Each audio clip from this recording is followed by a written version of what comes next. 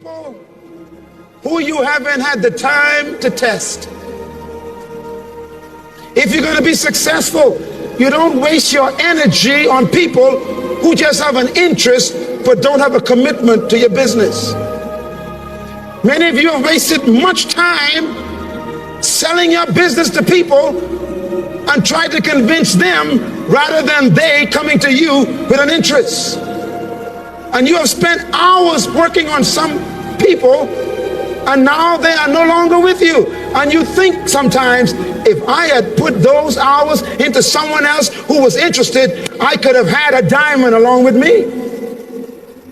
When you go back to your town and your city and your workplace, take this principle with you of the eagle. If you're going to be a leader, you must be a tester. Give people a project to test them. Give them an assignment and then watch, see how they catch it. Encourage them by giving them delegated authority to help you do some things, just to check to see if they have the commitment. Because your energy is too important to be wasted on people who have no interest in your vision and in their own vision. Just remember, you cannot give people vision. You can only cultivate what they have already. Give them a test before you give them all your trust. As a matter of fact, trust is a result of time and test. Number 5. An eagle is a strange bird because of this principle.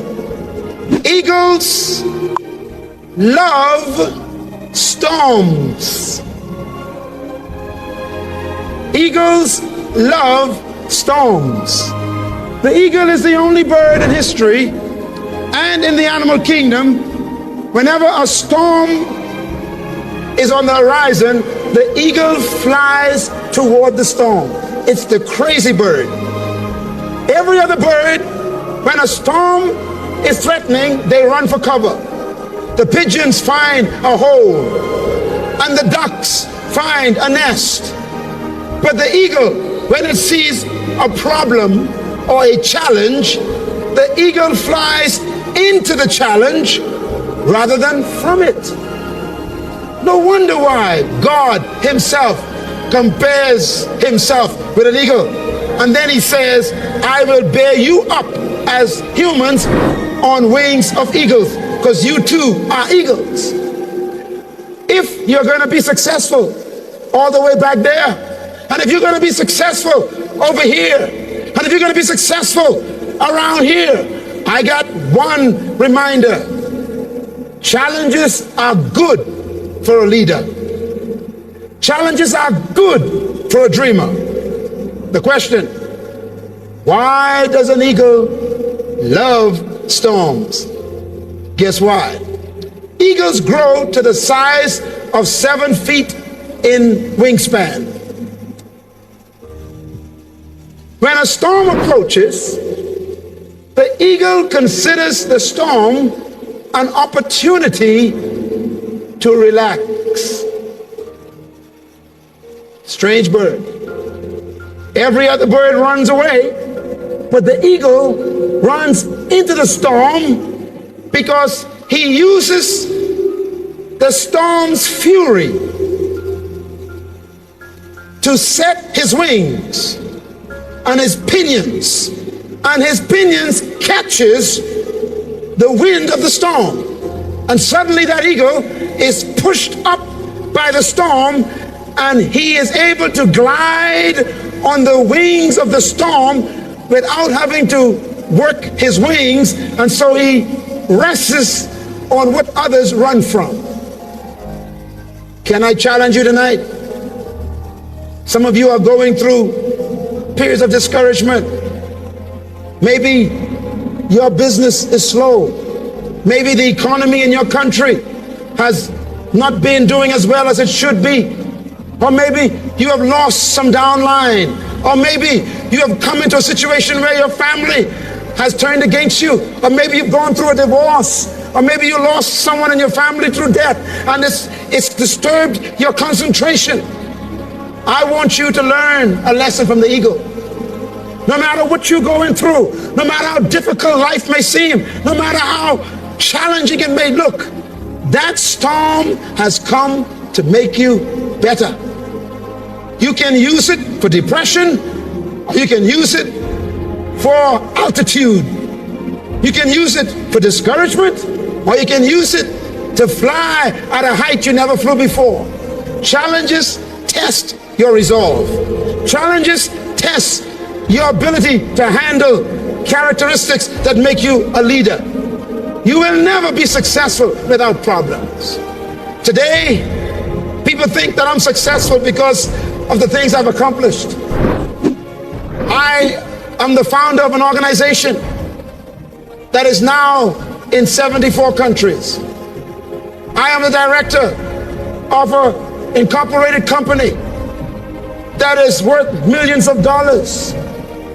I have been involved in helping people and governments and institutions to also understand that they can do the same. But I got something to tell you tonight. If you see the front of me, I look very beautiful, don't I? I'm handsome, I am short, dark, and beautiful.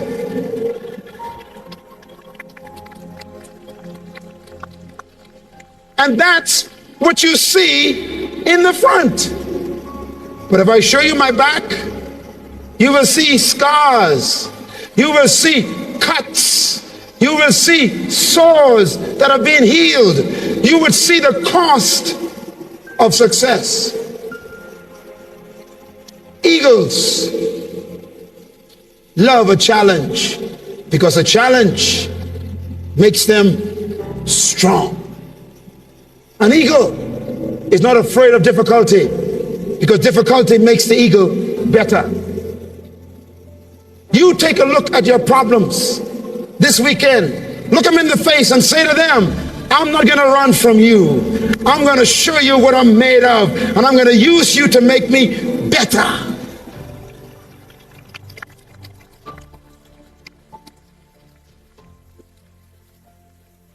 An eagle is a strange bird because the sixth principle of an eagle is that an eagle prepares for training. Please write that down. An eagle prepares for training. An eagle invests time in the development of others. Some of you are wondering, can a bird think that sophisticated? The answer is yes. Listen to this. The eagle is the only bird that builds its nest this way. Follow me carefully. When an eagle wants to build a nest, the first thing an eagle does, are you ready for this? He finds a high cleft in the cold mountain. He makes sure it is high, he makes sure it's a cleft, and he makes sure it is cold at that altitude. He builds it on the bare rock. Then he flies away after he finds a spot, and he picks up pieces of twigs. He takes them up to that cold spot and he lays them in a pattern. Then he flies down to the earth and he finds cloth and rag. He brings it back and he lays them on the top of the twigs. Then he flies back to the earth and he does the most unorthodox thing. The eagle goes searching for thorns. He finds the thorns, he brings them back to the nest, and he puts the thorns on the top of the cloth. Thick, sharp, dangerous thorns the eagle finds. Then he flies back to the earth and he brings back cotton and cloth and puts on the top of the thorns. When that is completed, he goes back to the earth and he brings straw and put on the top of the cotton. And then he goes back to the earth and he brings back cotton on top of the straw. And when that nest is soft and warm and comfortable, then the female eagle comes and lays the eggs. Why did the eagle build a nest that way? Because the eagle invests in training others. You cannot be successful in life unless you are willing to invest in the development of other people. There's one thing you were designed never to do, and that is to live an isolated life. This company is built on people, not on money. This company is built on relationships, not on an organization. This company is built on trusting other people with your own word. It's not built on some cold, callous structure. This company is built on your ability to train other people. If you're going to train other people, you have to prepare and invest the time to train them. Watch the eagle.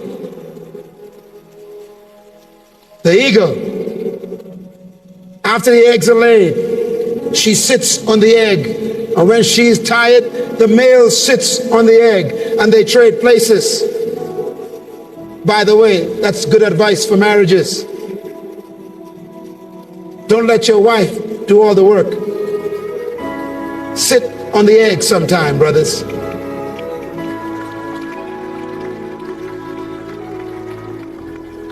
We are in this together if we are married.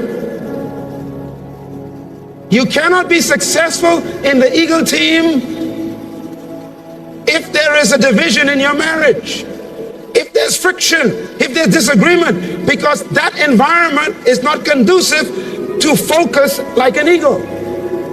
If your spouse does not agree with your dream, you're going to find it very difficult to focus, because the home is the nest. So I encourage you, if you are here without your spouse, next year, bring your spouse with you so they can capture the dream. I am so excited to see so many families here, husband and wives, because that's the way it was intended to be. Because the key to division is a strange key. I'll give it to you now. Please write the word vision down. Everybody say vision. Say it loud. A little louder. Now I want you to write another word down, but it's not a word, it's a prefix. Write the prefix DI. The prefix die, it has a meaning. It means two. T-W-O. Two. Whenever you see that prefix anywhere, it means two. It splits the word. For example, the word vide means one. If you put die in the front of it, it's the word divide, which means you split the one. Cotomy means one. If you put the prefix die in the front of cotomy, it's the word dichotomy, which means to split in two. If you have the word VORC, V-O-R-C, which is a word, it means single power. If you put the prefix die in the front of the word VORC, you have the word divorce, which means you split the power. If you have the word vision, the word vision is the word optica, and it means single sight. If you put the prefix die in the front of the word vision, you have what? What do you have? Come on, shout it loud. If you want to protect yourself from division in your family or division in your company or division, in your downline or division in your business, then you as a leader of your downline must constantly communicate and enforce and reinforce the vision of your company to the hearts of those people, so that no one comes up with a second vision. Because wherever there are two visions, there is division. That is why this company is headed by one man. They say that any animal with two heads is a monster. If you're going to be successful in business, you've got to remember that the company should have a single vision. The eagle together have one vision. We are going to produce eaglets. So they both sit on the egg. Now here's the beauty. When the eggs have hatched and the little eaglets come out, that's your new recruits. Everybody say eaglets. I want 1998 to be the year of eaglets. I want 1998 to be the year that you hatch 50 to 60 new eaglets in your personal company. Good. That's a good place to clap. That means you got to sit down with your spouse or sit down with your friend and your partner and say, 1998, we are going to deliver these babies we carry. We have a vision of a downline of 300 by the year 2000. And this is going to be our dream. 1998, we're going to hatch 50 of them. When they hatch, the eagle does something strange.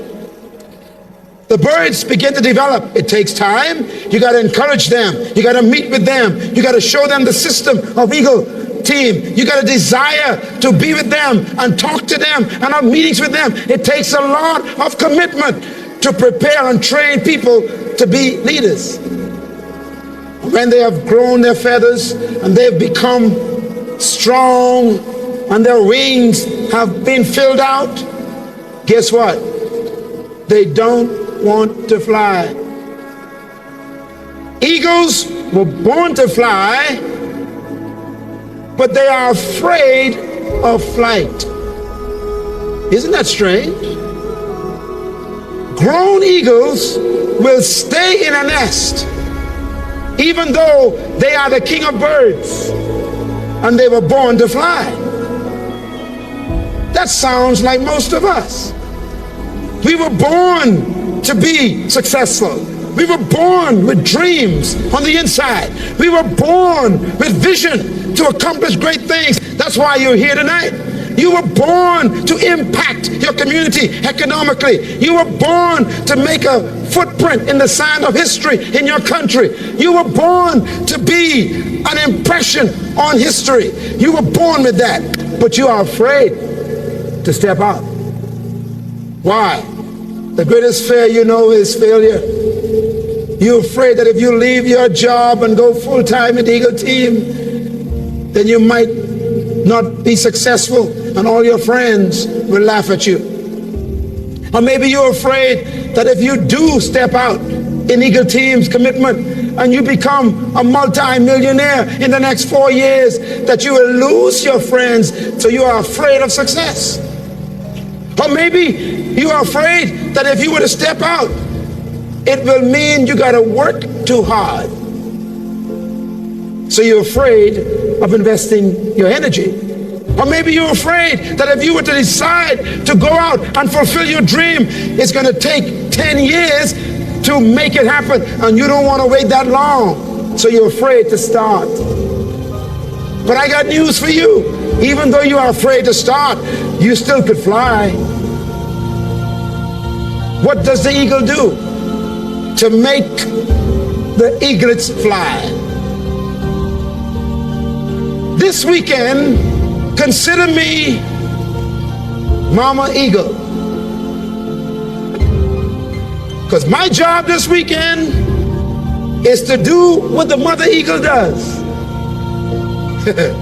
Some of you need some help to fly a little higher in 98.